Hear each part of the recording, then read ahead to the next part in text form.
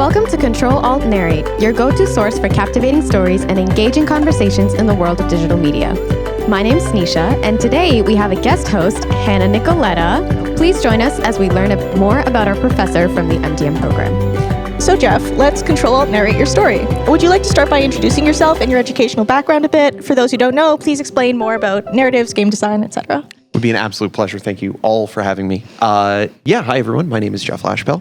I'm an instructor in the Masters of Digital Media and the RTA program. I've instructed for the Ted Rogers School of Management. I also teach at Algonquin College and Humber College, and I've taught at a few other schools as well. Most of my teaching background is heavily rooted in video games, specifically more oriented towards esports, live production, esports business, and game development, but I think very notoriously at this point, I just recently ran an intensive class on the interaction between video games and classical narrative and how narratives work within the video game world. So the first question we have is, what made you interested in contributing to the MDM program specifically? MDM is one of the more exciting programs at TMU. There's a lot of really good experimentation that I think lends it a lot of really good educational power. I think this is going to be a topic we get into later, but I'm a bit of a revolutionist in terms of education. I like the idea of experimentation, talking about interesting subject material, a lot of production or manufacturing creation-based work. The idea of a program that experiments more with that and is willing to try things is really intriguing. And that really drove a lot of interest in working with them. There was a lot of interest as well in giving those experimental programs like the narratives class a try. It was really cool. Time for our next segment, Loading Who Are You? So, what made you interested in contributing to the MDM program specifically? What made me interested in contributing to MDM specifically was there's a lot of really good interest in the program in experimental technology.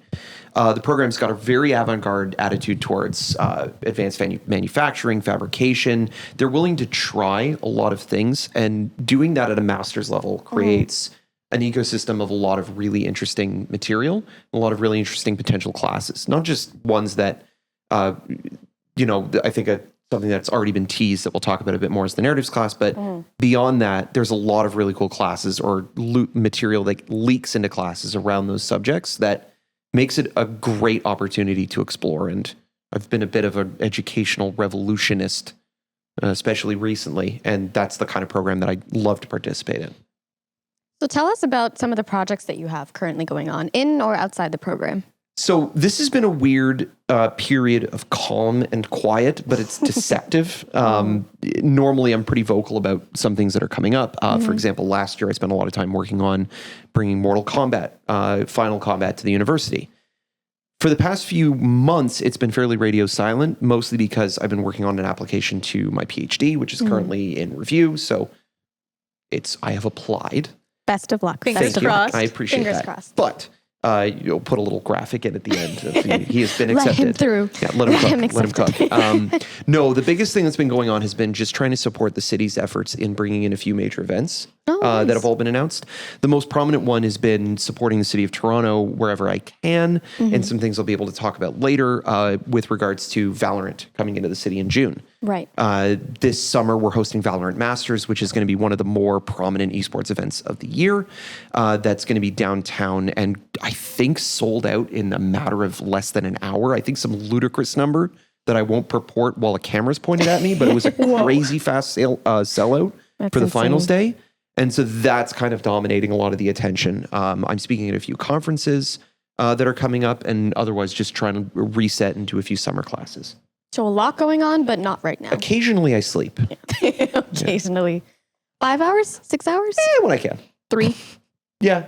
Explains at least the once caffeine. a week. Yeah. Yep. Into the veins directly. Oh my gosh. So yeah, that's about it.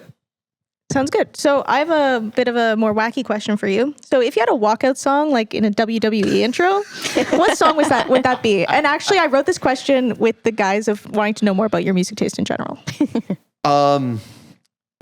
Dang. I think the fast, immediate answer, I think more because it's a product of the times than anything, would be Pink Pony Club. Oh my God. Just honestly for the energy. Because if there's anything that says girl boss coming It's out, Pink Pony Club. it's doing It is walkout to Pink Pony Club. We love a supporter. I think only for the deeper cut memes for the millennials out there, Duel of the Fates from Star Wars Episode 1, The Phantom Menace would be my other choice. Nice. Great choice. I have no criticisms. I'm happy. We can end it here, to be honest. Got a great answer. When we were chilling in the cafe and my headphones didn't connect and a System of the Down song started playing and you were like, nice music, I was like, I now need to ask about music. Okay, continue. That was a great curveball. It's like a year and a half ago. My partner and I went with some friends to go do archery. I hadn't done archery in I used to be good at it, like years ago. I used to be okay at it. We were like an hour and a half in, it was the last run of targets before the end of the day. And as a joke, someone put their iPod, they're like, oh my God, I almost said iPod. God, it's because I'm talking about Star Wars. I'm talking about the Phantom Menace. That's someone why. put their iPod shuffle. Traveling back in time. Yeah, exactly. We got our 9-pin Apple connector. They put on the Duel of the Fates and in front of everyone in the last go, I don't know what came over me, but I had been shooting terribly the entire day, and that music came on, and the chorus came on, and I hit a triple bullseye, and I walked out of the building. It brings, so that's the walk-on music. It's that immediate answer. It brings something out, you know, like that. That intense instrumental. Music just makes me more accurate in everything. Yeah, absolutely. So, yeah. So you're always talking about philosophy. What is one that you follow yourself or that you'd recommend to your students? Yeah. Well-known nerd talking about philosophy. No, that's actually a wicked question. I actually really like that question a lot. I'll answer it in two parts. There was the idea of what's one I try to live by, and then what's one to talk about with the students. I kind of not joke about the fact that I live my life by 3 mantras. Okay. One mantra I learned from my dad, one mantra I learned from my mom, and one mantra I learned myself. And those 3 have seen me through that. It's a personal philosophy more than anything. Is the one I learned from my dad, which I always lead with, is you can never get mad at someone for doing exactly what you expect them to do.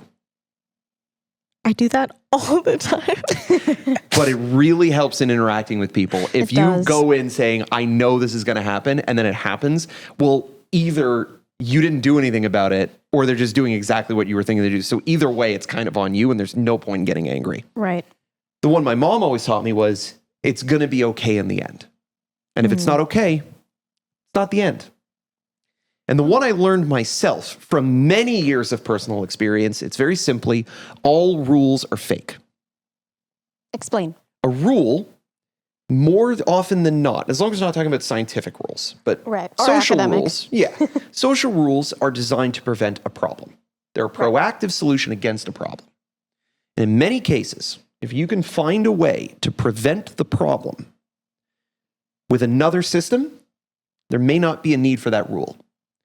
And when you're dealing with people who may be looking to say, you can't do this because X, Y, and Z, when you say it's fine, X, Y, and Z isn't a problem because of options A, B, and C. That makes the impossible possible a shocking amount of time. So for those of us a little more slow-minded, do you want to give us an example? Yeah. What would be a good... you can't park your car here. This is just random. This isn't actually a thing. You can't park your car here because there's a loading zone here. Right. Well, the loading zone is here because the bins are here. So I've already moved the bins to the end of the corner and I've checked and that's within the bylaw. So can I park my car here for the afternoon? Look at your face right now. You're like, oh yeah. This kind of perspective of proactively solving a problem to enable your preferred solution is an extremely effective way of scything through problems, especially when you're on a live event or you're in other situations where there isn't time to fight about an issue, where it's the solutions-oriented results that you're looking for. If that PhD doesn't go through, you could be a life coach also. It's basically teaching, honestly. Yeah, it is. To that end, a piece of philosophy that I would orient towards the students, that's another piece of personal philosophy, but very different track. As I was talking with a friend about this yesterday, but this is generally kind of how I motivate or look at life or pursue life is, very simply, if we each picked a thing, doesn't matter how big or small, but just one thing in the world that we think doesn't work, and we just spent our time trying to fix that, if every single person on earth did that, we would live in a utopia. I can see that. We would. Do we all have to pick different things? It would be ideal. I know everybody wants to just work on video games. Yep. I know that's kind of become a thing around the area. But if we all picked a thing to fix, all of us, we would live in a very wonderful place. And so I encourage students everywhere to pick a thing that you think could be improved, even if it's doing it as a hobby, even if it's just being in a soup kitchen. If the thing you want to fix is just helping people get a meal, that's a good thing. And to do that, even if it's in your free time. I like that. I like that too. Yeah. Simple, I achievable. wasn't expecting something wholesome. I was expecting you to be a little more goofy. I'll save the doomerism for the next time you guys bring me on. This episode is full of chaos. There's plenty of time. There's plenty of time and plenty more questions that I wrote. And Hannah's here for the entire duration, so the entire episode will be chaos with Hannah. All right, For Jeff, who doesn't know, usually I come into the episodes, sit back here, and do a little chaos segment in every episode. However, I'm hosting, Permanently. so it's the entire episode. Okay, so we're locked in here with you for today, is what we're saying. basically. Yes, okay, good. Fully. So my next question. This is so not Bracing myself. chaotic after that. You just said this. I'm literally sitting here like. Sneesha wrote this. Okay. If you were to describe yourself in 3 positive words, what would they be? Oh, that's not nice at all. That's why I wrote Do we need it. to bring out the beads? This is revenge for when I made you all compliment yourselves. Yes, yes, okay. it is. It was inspired by that, in fact. Energetic, motivated, and I hate this. This is awful. I hate that you're making me do this on the record. You make me do this constantly. Yeah, I know. Like constantly. Yeah, we don't put it on YouTube.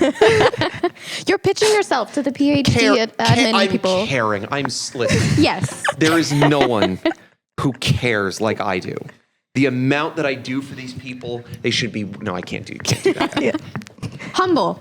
Yeah. Oh, yeah. The most humble person. No, I gave that to you. You have to say your own. That's another rule that we talked Caring, about. energetic, focused, and caring. Okay, we like that. You Do you said know motivated, but focused works too. Oh, yeah. Okay, fair. Yeah.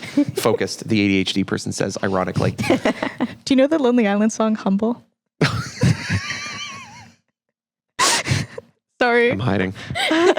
Sorry. No, you're fine. Okay, so our next segment that we're going to go into is called Control Hot Take.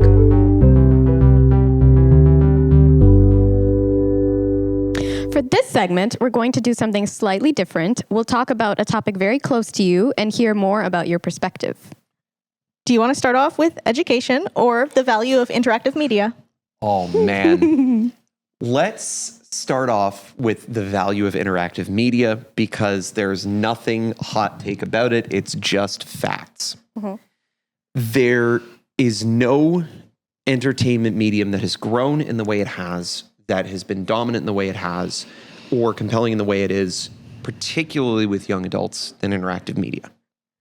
A great way I can explain this is with 2 statistics. The first one is that a significant number of young adults, 30 and under, do not own televisions.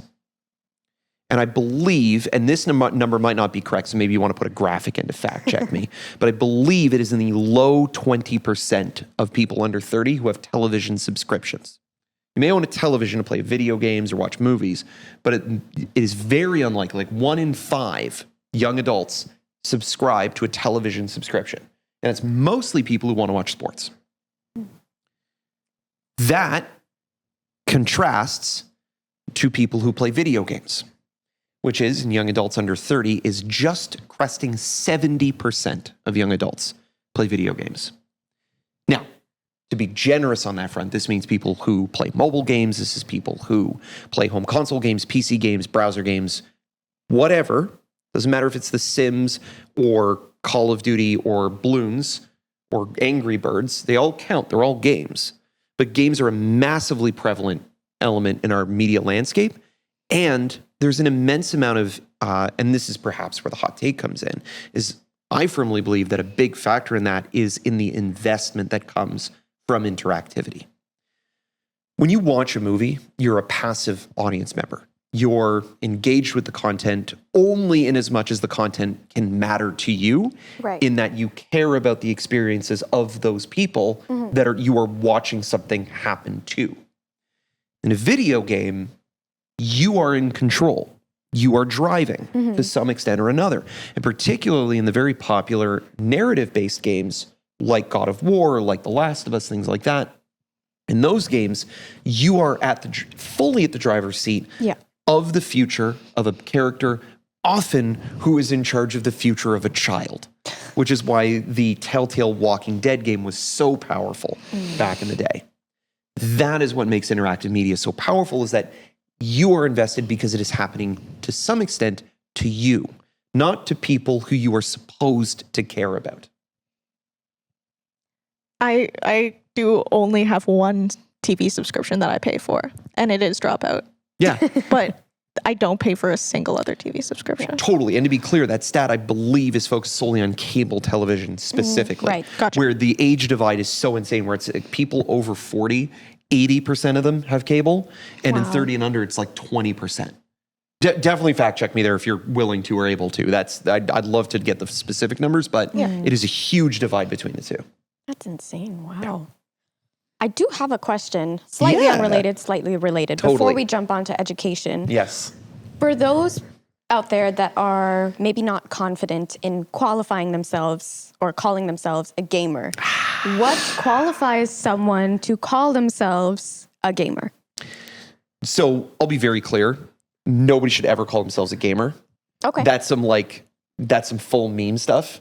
Like the term gamer has been so it's so patronizing and so juvenile that you especially see it in Gen Z and especially in Gen Alpha, where they very ironically call each other gamers. It's been so patronized to the point that it's unusable. Now, the idea of people who play games, gamers, is anyone who plays games. There is a huge issue with gatekeeping in any fandom, that you have to be a certain level or a certain degree of into a material or into a genre or into a fandom to qualify as a member of that fandom. And that is ridiculous. Agreed. It is a weird, like, fandom-based, geek-based moral high ground taking to have this, like, to be in a state of superiority over someone because you've watched more episodes of One Piece than other people. If they like anime, don't rag on them because they like one specific anime.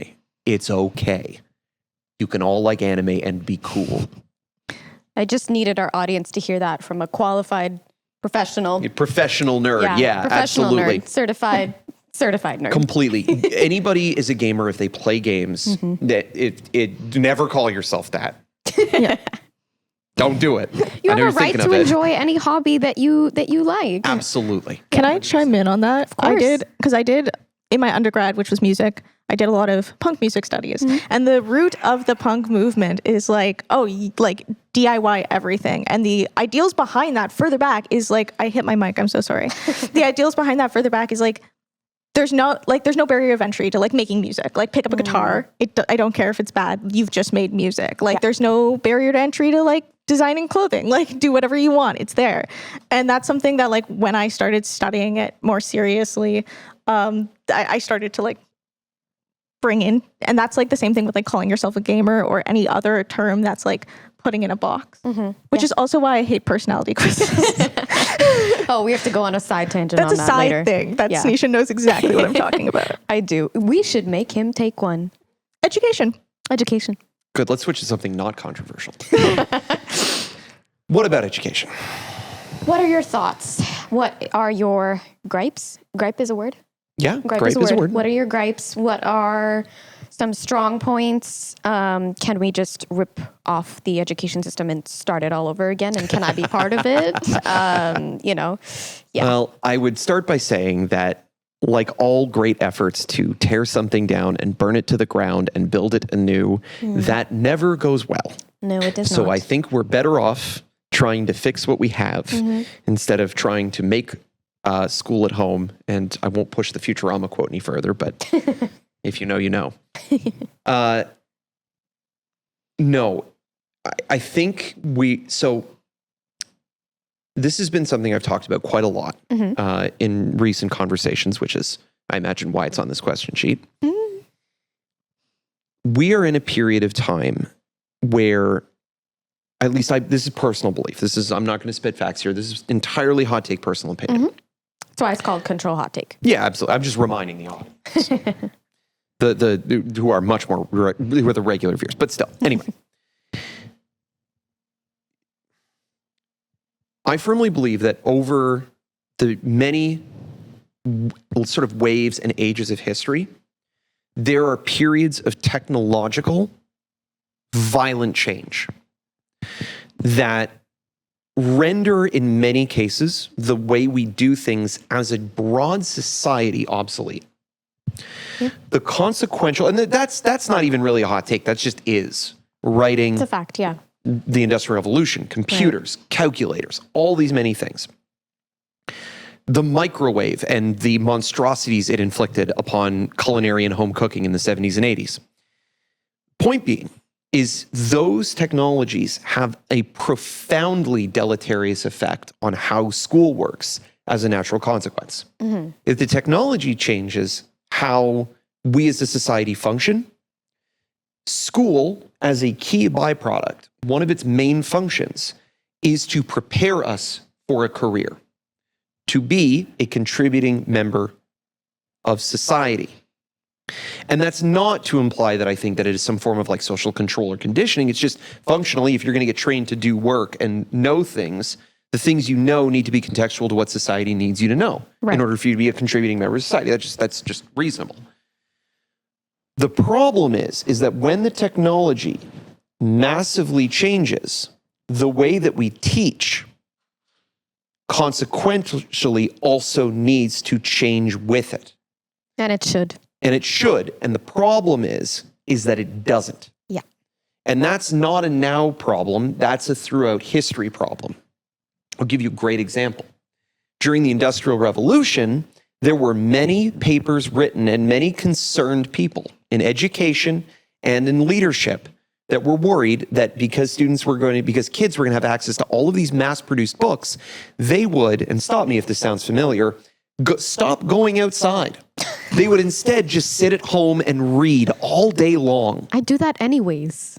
It's exactly what we said about video games. It's exactly what we said about computers over and over and over again. The moral panics abound. But the problem that we're having these days is that the technological changes that create violent change in our society's function come faster and faster and faster. When my grandfather was born, his home was lit with oil lamps. Wow. When I was born, the commercial internet and Pokemon hadn't come out yet. Pokemon? So you're old is what you're trying to... I'm kidding. Yeah, I'm kidding. Listen, I have earned my Unk status, and I've come to terms with it. I'm at peace with it. You could put cool Unk in front of it. Yeah, cool yeah. I hope so. I hope you all do. Yeah, but I won't, I haven't got that much of an ego yet. Point being that with the rapid and accelerating pace of technological change, I think school is going to be rendered into a constant state of struggling to keep up. Yeah. By the time school wraps its head around one piece of technology, we'll have an entirely new set of technologies that are messing up the classroom, that everyone is panicking that students are using to cheat, that everyone is panicking is going to make students not learn to think anymore, just like how video games meant students weren't going to think anymore, just like how the calculator meant students weren't going to think anymore, just like how the computer meant students weren't going to think anymore. Right. On and on and on. I have another proposal that may also be somewhat of a hot take. I have some personal grudges with some professors that I've had in the past that may or not be qualified to teach the subject in the way that they put up a presentation, it's 60 to 100 slides, and they have more than 12 characters on every slide, and we are forced to memorize some small detail about when and what weather this event took place in. Yes. And so my proposal would be that everyone who teaches, whether it be university, master's, postgrad, in general, is required to take a how to teach course before they become a professor. And just because they've done a certain amount of research doesn't qualify them to teach. This should apply to every. Yes, I agree. And I think that teaching is a skill. Not everyone has it, and not everyone should do it. I'm not trying to be discouraging, but I think that when you are a student, you have infinite potential to grow. And when you do, you are also the most shapeable. And teachers do the most, if not all, the shaping when you are of that age. And I think, that's what I think. Thoughts, questions, concerns?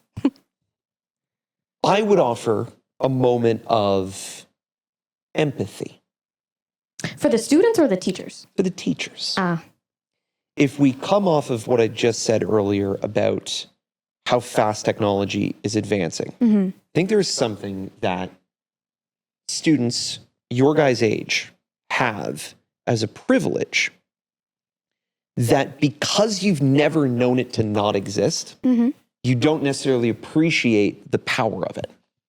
It's called the internet, but specifically it's called digital streaming on platforms like YouTube. right. It used to be that there were many competing philosophies in education that were very dialectic, or very, they would talk and they would spit a pile of facts, and the idea of understanding was knowledge. Right. That's not something I agree with, but there are those who would agree with me, and that's their right. That's how they believe they should teach. But the problem is that a lot of people found that they could make a lot of money being really good teachers on YouTube. Yeah. Khan Academy. Exactly. Khan Academy. Pink, green. Yeah, things, even the little things like Duolingo and the ways that it does reinforcement learning are really effective teaching tools. Yep. And that has raised an enormous bar on how teaching works, and also created a little bit of a thing called player bias in how you guys expect to be taught things. There is a certain way that, in a very uniform way, broadly, that you guys learn things.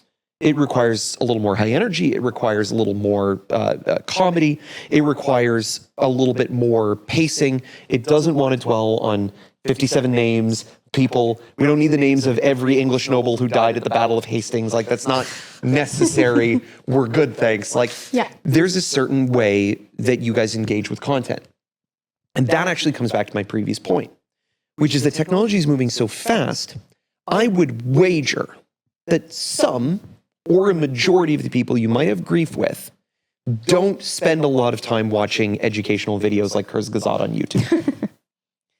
And as a result, they've possibly, and this is where the empathy comes in, they might not have necessarily the plot on how to teach you guys. They might be great teachers, but they might not be great teachers for you guys specifically. But that's tough. How do you communicate that? And how do you communicate that need for that to them? Because in some cases they've taught for 10, 20, 30, 40 years. Right. They've got a lot of,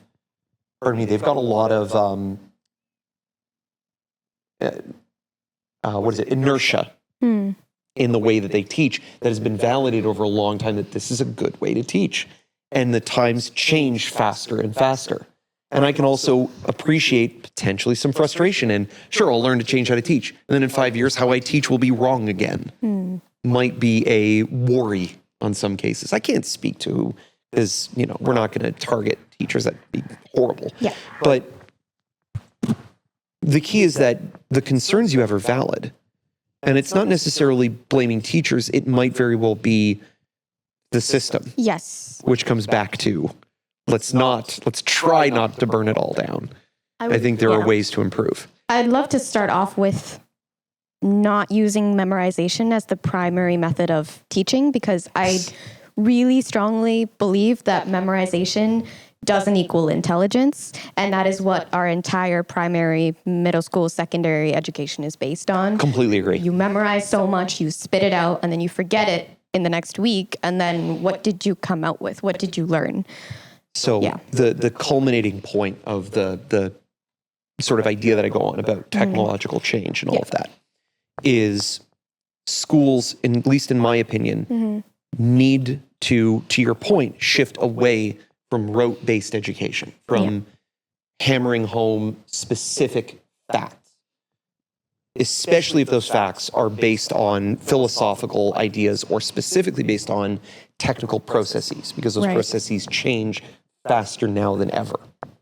What is far more important, and it's something that YouTube can't do, it's something that AI can't do, at least yet, in both of those cases. Who knows what they'll come out with next, but it's kind of the point. But for now, what schools do that digital, internet-based education and learning cannot compete with is critical thinking. Yeah. Is critical reading and is real discussion-based understanding. Yes. And not just the ability to understand, but the ability to articulate that understanding with the instructor and with the peers. Application focused. Exactly. Yeah.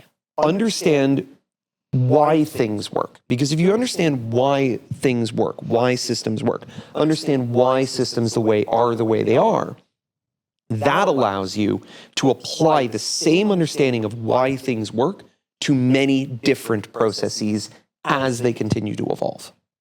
I'm so happy we got this on camera because yes, My this is exactly how I feel. My favorite computer science exam I've taken was open book. And it was like data structures too. It was something like super easy. It was in C. Always data structures. It was, and he just taught us like, I think there's a lot of trees that we learned in that class, but we didn't learn much about, and it was open book. And he said, okay, rotate it. And he didn't teach us how to do it. He just said, open book, rotate the tree, have fun. That's your exam.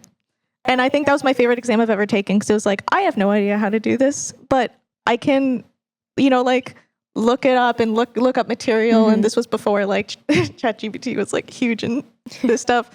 So I agree with that. And like, I don't know. I think the part that I'm missing from the whole argument of like, obviously have grace for teachers, but I think engagement is a simple thing that goes a long way. And even if that's not a teaching style you learned, I think it's something that should be thought about and implemented, because I think just simply engaging with the people you're teaching is the easiest way to get them to pay attention.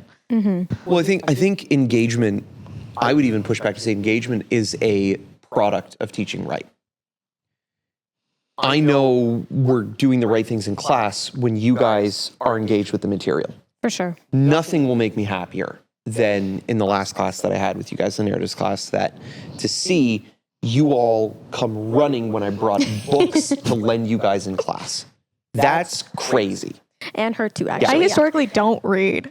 And I was waiting in the Catalyst for 4 hours for that book. We're not talking like, oh, Jeff brought in, like, I don't know, like the Chronicles of Narnia, like a 200-page book for kids. No, I brought in the Count of Monte Cristo, a 1,000-page book, and the House of Leaves, an 800-page thriller-style book, like serious novels, and they were geeked. That kind of engagement is not, you can't manufacture that. That's a byproduct of the teacher, to your point, being engaged, but also the material being engaging.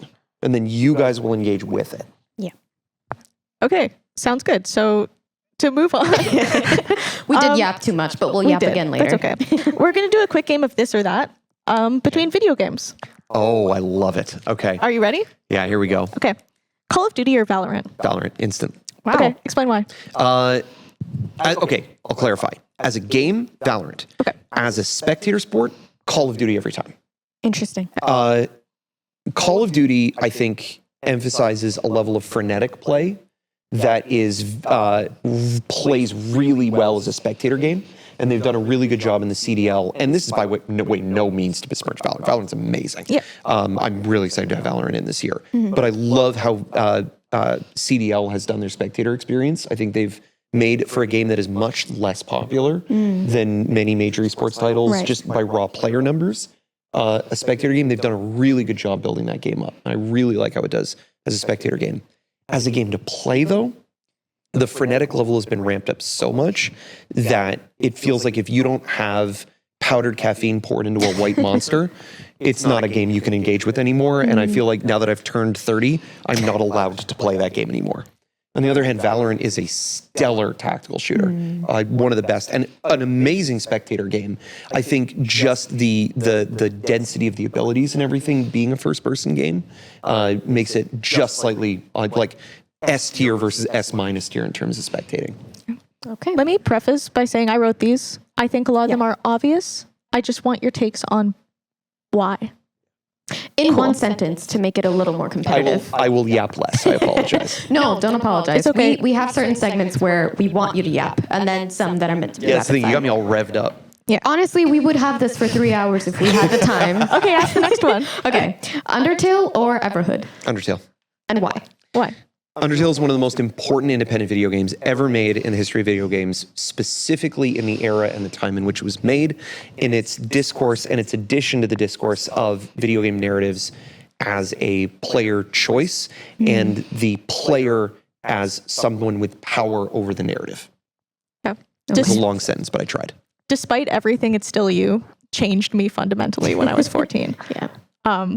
But yeah, cool. And the soundtrack. Beautiful soundtrack. Oh, don't get me started on Toby Fox. Now I'll yap. Determination. Okay, I wrote Okay, this next question. one. I wrote this one just to tell you you're wrong. Oprah Din or Chance of Sinar? I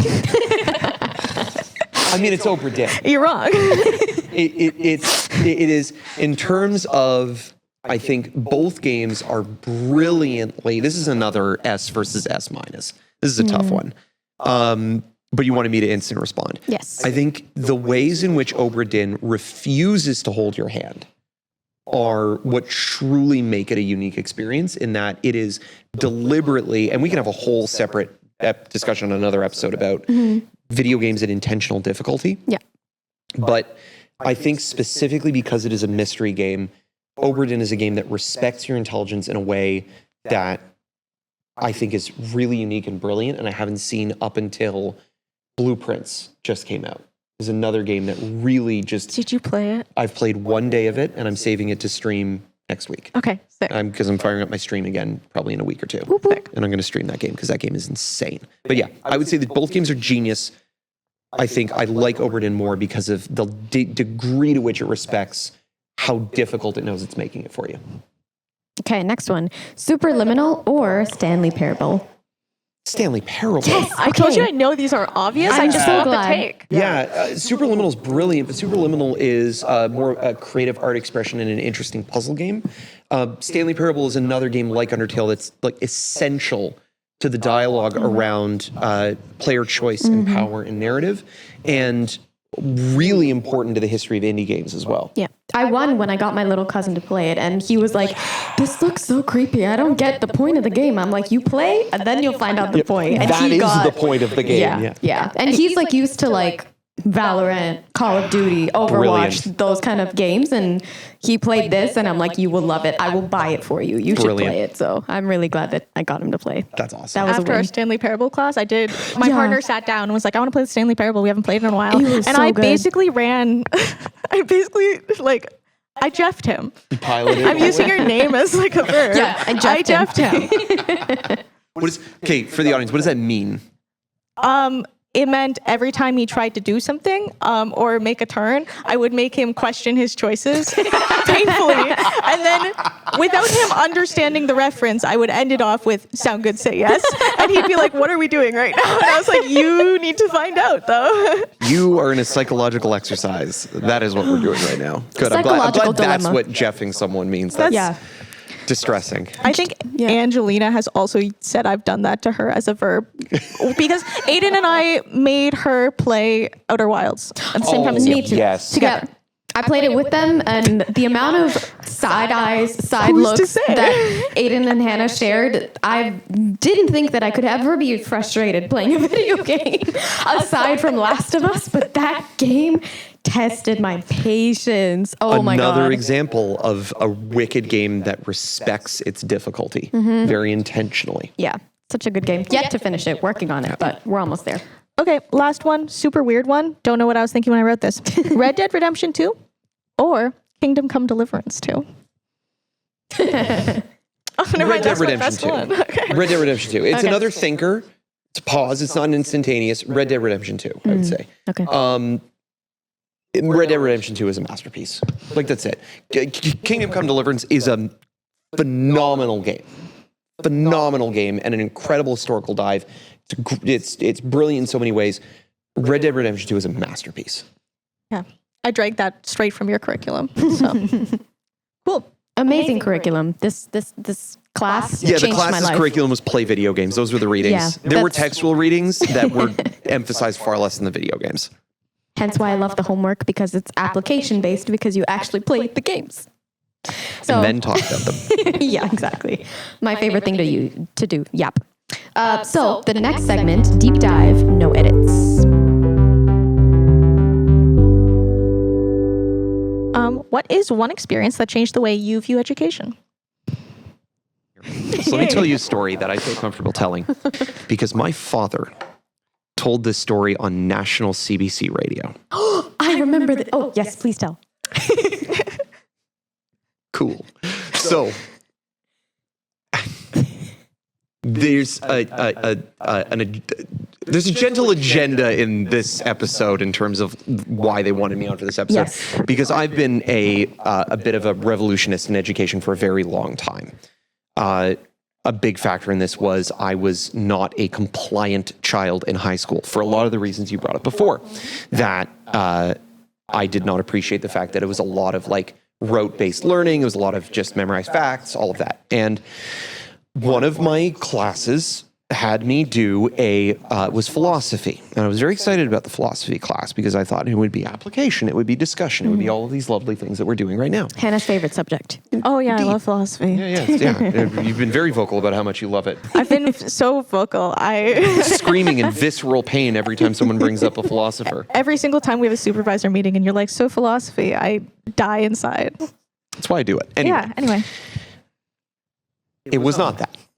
The high school class was not that. In fact, my breaking point, and to your point of your story, was near the end of the semester, we were given a science fair grade school style assignment where we were assigned a philosophy and we had to make a 5th grade science fair trifold about the philosophy with cutout pieces of printed paper glued to a big poster board trifold.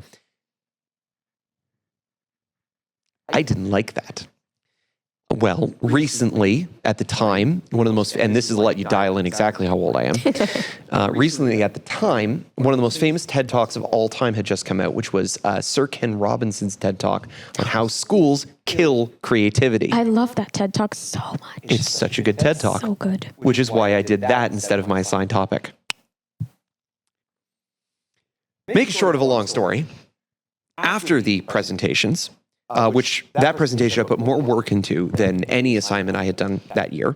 After I finished the assignment and we'd done our presentations, the teacher was returning our grades back to us, and they were sort of walking through the class, handing the papers back.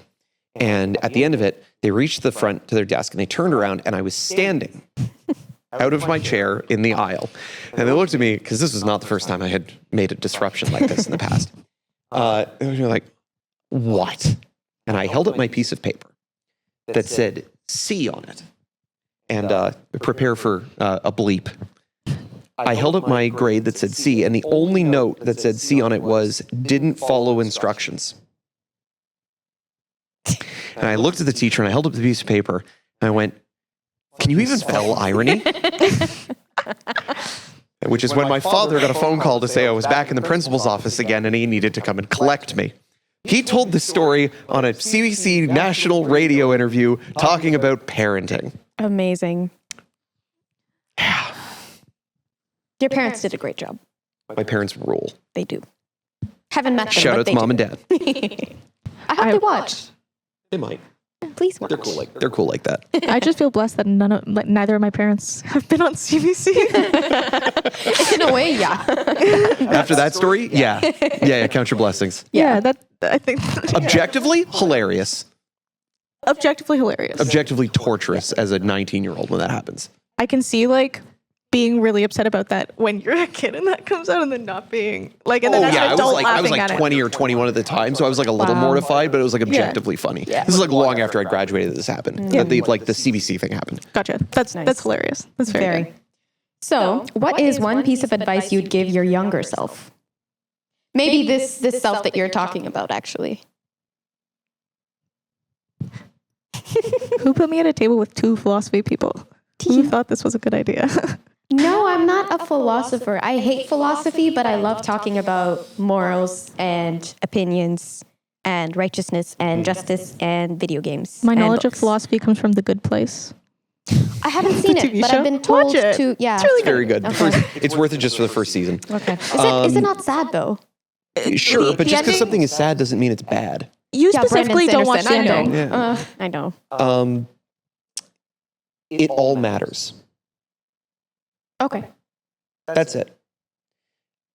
I felt this way, and I get the impression that many students feel this way, is there's a lot of time spent, particularly in school, but also in your first few jobs when you're like minimum wage. Like my first job, I took a break year after finishing high school before I went to university and spent a year and a half working at Future Shop. Oh yeah. Oh, I remember Future Shop. Oh yeah, God rest its soul. And Rest in peace, Future Shop. yep. Ooh, we miss you.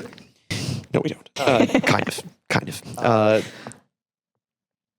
The common fear that we often have in our first few jobs, all throughout school, especially university, is there's a lot of times where you're in a class or you're working on a piece of homework and you're like, what am I doing? And it can just be as simple as you don't feel connected to the piece of homework, you don't understand the value of the piece of homework, any of that. An elective that you have to take an elective, none of the electives are interesting, so you just take an elective because you have to, Yeah. you need to get the credit, whatever. Ultimately, it all matters. I hope so. And I think if I'd known that as a fact, I think I would have felt much more invested in a lot of the stuff that I was doing in my early years at university, Right. in my first few jobs. Every single thing you do, to use video game parlance, every single thing you do is leveling up a skill point. It doesn't matter what it is. It doesn't matter if it's selling Nintendo Wii games in a Future Shop. It doesn't matter if it's working prep in a kitchen. It doesn't matter if it's that one elective that you took because you were forced to. Every interaction you have, every piece of homework you do, everything you do is leveling a skill point. And so the best thing to do is know that everything matters and act as though everything matters, including the rest time. I have two follow-ups that some could call challenges. My first follow-up challenge is you have given us a lot of, like, through the curriculum, I'm going back to narratives curriculum. Most of the games you gave us had the undertone of nothing really matters in the end. So I find it very interesting that you're coming out here and saying everything matters. And my follow-up to that is what if you're just learning that everything matters and you don't like what that means for things in the past? I guess those are my two follow-ups. Those That's are a good great question. follow-ups. Let's start with the first one.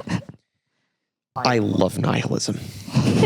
I didn't know there was a word for it. Yes. Nihilistic optimism. That's what you said that you. Yes, I preach something that is I feel is very unique to me. I don't know if other people out there feel it, but something I often preach as my own special brand is nihilistic optimism. Is nothing matters and isn't that awesome? And everything will be terrible for a bit and then things will be okay. This both times comes back to the mantra I learned from my mom, which is everything will be okay in the end. If it's not okay, it's not the end. That second part, really important, I think. Yeah. Yeah. It's critical. That's the important part. Is if it's not okay, it's not the end. The point being that and this comes from, and I will say I am pretty just staunchly agnostic, not in a way like, it's that classic, Ricky Gervais puts it really well, which is that in a conversation with a Christian, he said, you don't believe in 295 religions. I just don't believe in 296.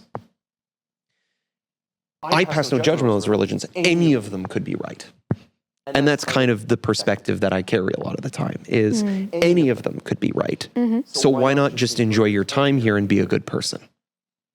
Because any of them could be keeping score. And so what I would say to the nothing matters is sure, nothing matters, but you're here now, so why not enjoy it? Which leads to the second point, which is if everything matters and you're not happy with what that means in the past. There's a really good line that comes from, I can't remember where it's from, but simply put it is, if you're hot outside, it's warm, it's hot, the sun is pounding down, and you need shade. The best time you could have planted a tree was 20 years ago. The second best time you could plant a tree is right now. So if you're not happy with what this means, well, that's cool. You're like 21. You've got like minimum in this day and age is healthcare, 85 years to figure that out. Better late than never. Yeah. It's cool. So just learn from that too. But the point isn't also that they were mistakes. The point is even the mistakes leveled skill points. That's real. Cool. I will be using that moving forward. It's me. Okay. Moving on. What do you think the reason that burnout among students is so common? Because you don't care. Ouch. I would argue I care too much sometimes. Same. I think when I say that specifically, what I'm saying is there's no connection to the value, which makes finding continued motivation difficult. A lot of the time in my experience, student burnout occurs because you are overwhelmed with too many things and cannot prioritize. Yeah. If you have the connection to care and motivation, prioritization becomes easy. Because there are things you simply care about more. And those get done first, and then the other ones follow. Or at the very least, the burnout is easier because if you care about certain things, then it's easy to say, this one doesn't matter, and it can be the L. I can take the loss. The other side of it, to the point of, yes, I know you both care. Yeah. You wanted hot takes. The other side of it is that this actually comes back to a problem with high school. We create a culture in school where your GPA is what gets you expelled. Yes. That's just a fact. Yeah. Which means if you are forced to take a class and you're bad at it, you could be expelled from all the other classes. Yeah. If that happens enough times in the same semester, just because you didn't care about a class, not because you did, not to imply you're lazy, that's not the point. The point is simply, you might not like everything. If you aren't connected into a class, it doesn't make sense to you, you don't get it, and you fail it, you could be expelled from the entire program. Yeah. And swearing coming. What schools do, implicit to every school you go through, from grade school to high school to university, is if you don't care about every single class to the absolute maximum and you fail out on a class, we will ruin your life. Yeah. And that's where burnout comes from. It comes from the fact that you don't care, but you have to. About everything. I can see that. Whether or not you like it, or it makes sense to you, or it's connected to what you want to do. Speaking about caring and maybe leaning on to obsession, how did you know or when did you realize that video games was your one true obsession in life? Immediately. I was very lucky. I had very cool parents, but I had an even cooler grandma. When I was growing up, my parents did not allow game consoles in the house until I was like 12. I think they were worried I'd become addicted. However, I had a grandmother who was cool as hell and had, until I was 27, had a better gaming computer than I did. She bought a Nintendo 64 when I was 8 years old. And because she was in charge of daycare the entire time, she would ensure that I would get to go and play N64 at her house after hours. But what she would do, and this was the single foundational moment, looking back on it years ago and today, I've known it the whole time I've been an adult, foundational moment that led to video games being the thing, was every video game was allowed on the ransom that I could tell her about something I was learning from it. I could play as many video games as I wanted, as long as I could explain and articulate to her what I was learning from it. That's a good exercise. My dad used to do that with like Globe and Mail articles. That's awesome. And it actually made me love Globe and Mail after that. I genuinely loved it. He's like, I'm picking out 5 articles, choose which one interests you, tell me about what you learned from it. And I improved my vocabulary from it. He's a great teacher, even though he doesn't do that for a living. But That's awesome. Yeah. My parents, if they're not going to watch, but if they do, love you guys. They're tech illiterate, and they won't mind me saying that because they are technology illiterate. I explained Spiritfarer to my mom a week ago when she was in town. She looked me dead in the eyes and she went, game, it doesn't have a gun. Oh, jeez. She like dead in the eye. And I looked back at her, I was like, Mom, I hug the characters. The key mechanic is hugging. That's like the main mechanic. favorite kind of game. Favorite kind of game. Next question. Yeah. We're yapping a lot, and I feel like there's room, if we run out of filming time, I feel like there is room in the edit. Oh yeah, for sure. No, but we'll keep it all in. I think it's important. But Alicia's doing this to us. Yeah, we will have the other. Yeah. Okay, go. Okay. Where am I? Sneesha, where am I? Esports. Your line of work is in esports, as well as many of the projects you're currently involved in. So tell us what intrigues you specifically when it comes to esports in terms of video games. Obviously, with esports, I love playing the games. I'm to this day an avid League of Legends player. I really like a bunch of the other games that are played. Most of my time is spent trying to relax, and I do that by playing Helldivers on super Helldive difficulty. Very relaxing. But I am fascinated by every factor of esports, particularly what fascinates me, which is the point of the PhD application. Hopefully, let me in. Hey, that school, I'm not going to say who, let me in. It's all about the intricacies of the business of esports that fascinate me. Esports is an industry that was kind of forced into existence in the early 2000s. Flew under the radar as a massive opportunity for about a decade, and then just exploded shortly before COVID, like 4 years before COVID, which then got turbocharged by COVID.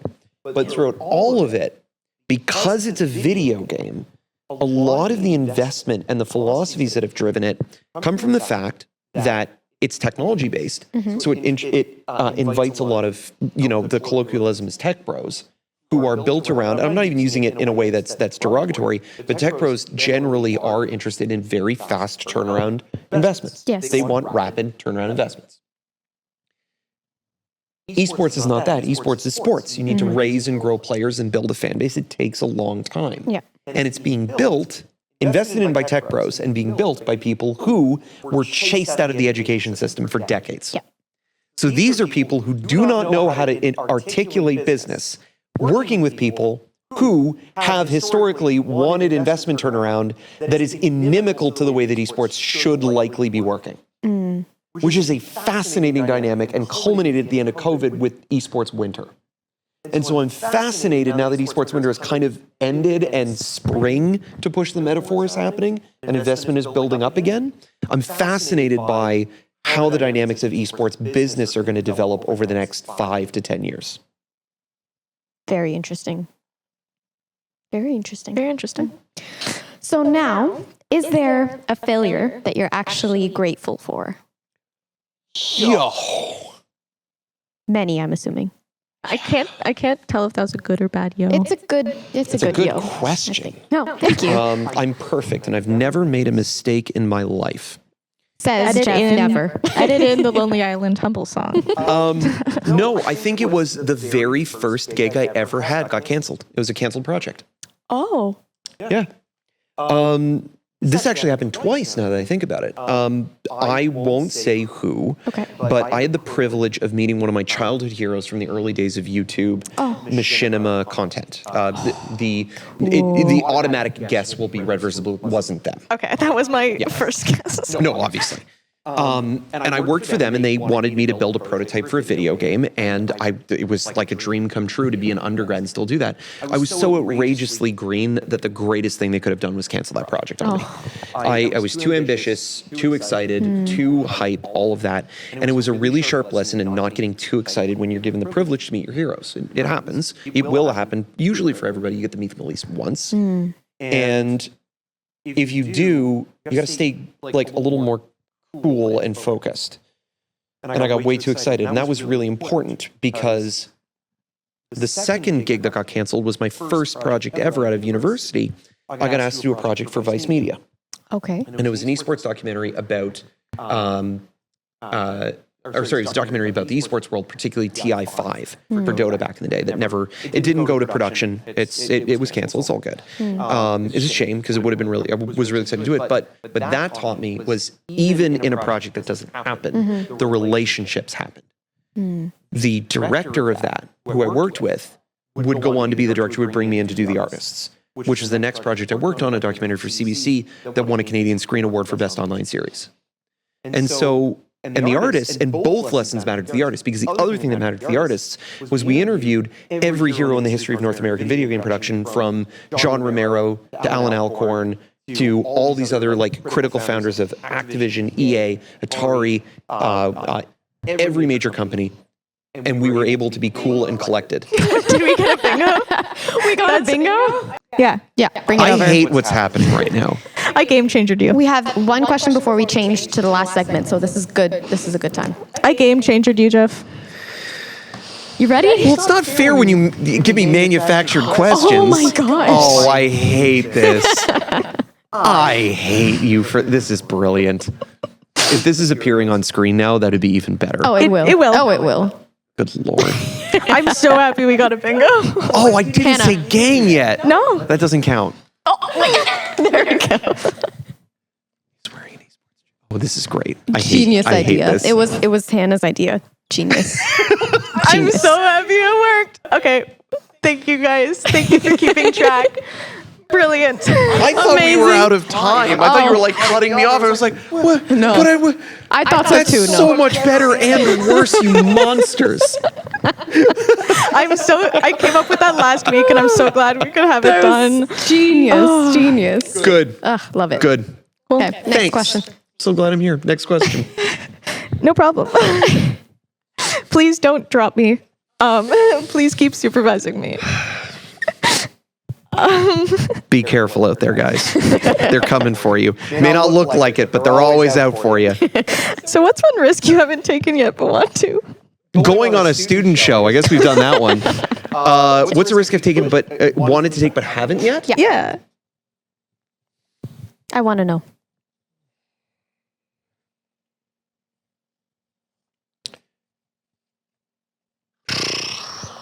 Yes, I got a question that stumped him. I'm so This is happy. like your third that stumped him, girl. This is the Oh, first you're one I right, think that actually. stumped me. I've had to think about a few. I've honestly been privileged to be given a lot of insane opportunities and just kind of said yes every time.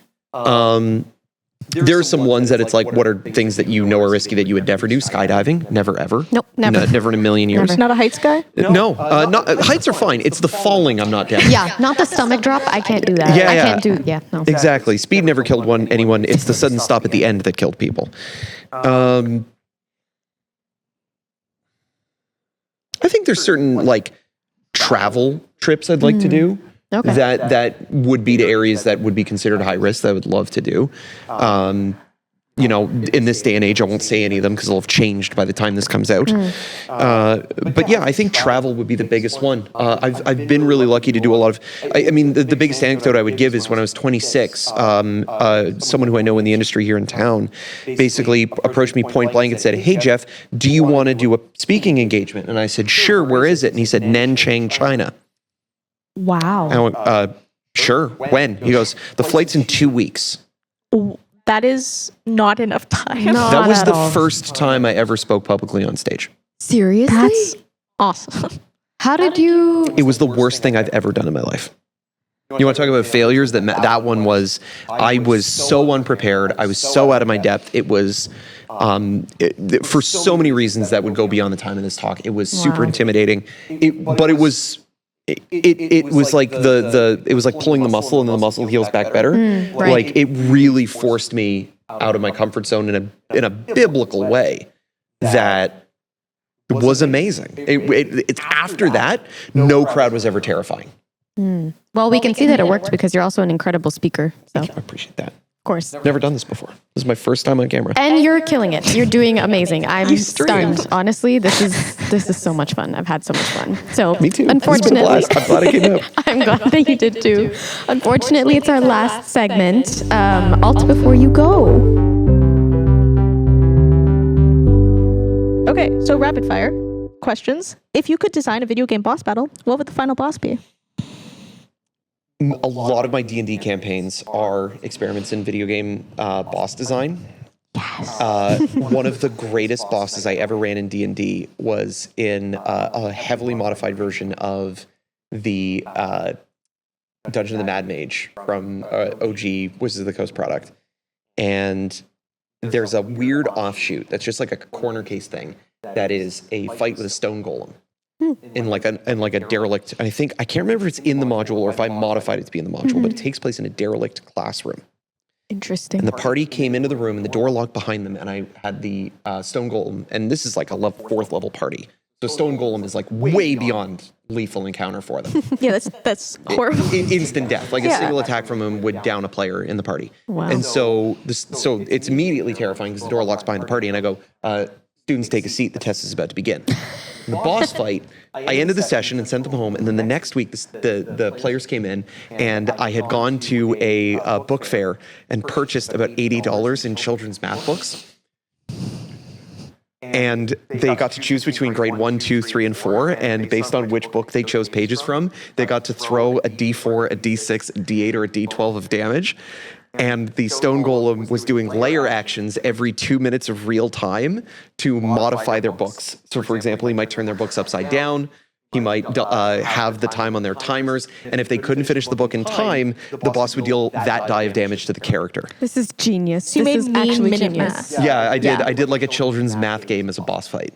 So I would make a video game that would be like completely serious, Yep. straight up. And then there would just be a boss that was based on math questions just to mess with the Of player. course, you combine education and video games. That's like your second most favorite thing to do. Your first being bothering Hannah's existence. Hey, it's true. Yes, absolutely. Am I wrong? I'm heartbroken they only get like 3 more months of it. Oh no, we'll continue to bother you after. Who said otherwise? Cool. Yeah. That works. So, what is a made-up holiday that you would celebrate? It's not a made-up holiday, but my best friend wanted to have a holiday that he could celebrate with his friends, and he didn't want to take anybody away from their family. So he decided to canonize and make into a full event Fat Bear Week. Fat Bear Week is you can look this up. This is apparently a natural history awareness day that they run in the West Coast US and Canada, designed to create awareness for national parks. Oh, and what I they love do is they have everyone nominate their favorite fat bear that's getting ready for winter to hibernate. And they have a popularity contest of who they think is the cutest, fattest bear. That's adorable. And so he has now turned that into a full family holiday that all of us travel to Ottawa to go to his house to like celebrate with him. Amazing. I wasn't expecting that at all, but amazing. Yeah, he and his wife leaned way hard into it last year. They had trivia. There was like Build-A-Bear competitions. It was amazing. It genuinely was one of the best celebrations of the year. Shout out to Bill. Amazing. That's a dream. That's a dream, actually. Amazing. Do you have a joke off the top of your head you'd like to share with everyone? I'll do a teaching one. Okay. Okay. It's from Terry Pratchett. Build a man a fire, and he'll be warm for a night. Set a man on fire, he'll be warm for the rest of his life. It's not funny. I don't know why I laughed. Okay. Anyways, next question. What's one random thing? You got Sneesha? I'm fine. What's Wasn't one expecting that one. No, I wasn't. It's not even that funny. I don't know why. You're not funny. You're not I was funny. just mad because you Thanks, got me man. with You're the not long funny. dark. What's one random thing you wish people hyped up more, other than that joke?